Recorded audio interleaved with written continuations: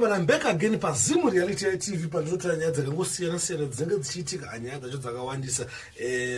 hondo dzacho hadziperi mahwana acho haaperi nadzoka nenyaya yamukoma levels naDJ Tamuka this time wins apindirawo akati ava maya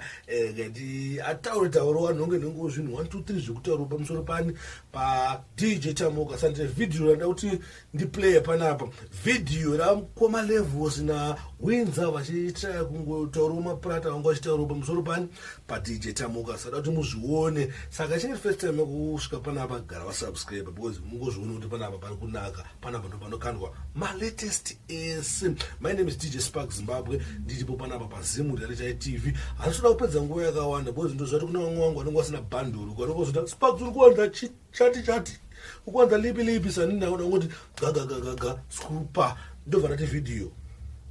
Chimetena mambo ndine bundu nyundu waipunde mfana bagwira la kusaiza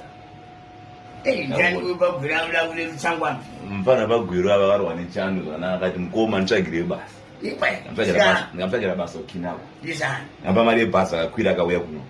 abika mafudu vekuti ukona aure kuti achapuraiza akuda kuzorenga akura akuti meme akuda kusaiza ngwa mfana ndayamtenga sadza every day anokutora apo pabhorodhiwa takamonesa bhorodhiwa mfana ukunozi bhorodhiwa chiyani kutsvage tuseta mabasa mambo tiwai mari yenyu yekuniswa munhu plazi yejembi yaitengwa tiwai mari ngoma handikuona mimi plazi yeinspiration achiri vanhu vanoti meme kana vachinge vakunyumbwida handiti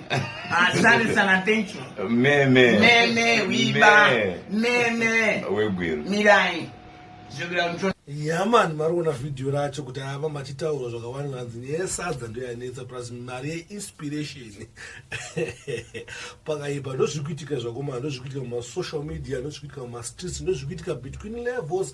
and DJ Tamuka sado nyaya dzacho mumiri wadzakaita. Thanks for supporting, thanks for subscribing, thanks for watching my video. My name is DJ Sparks Zimbabwe.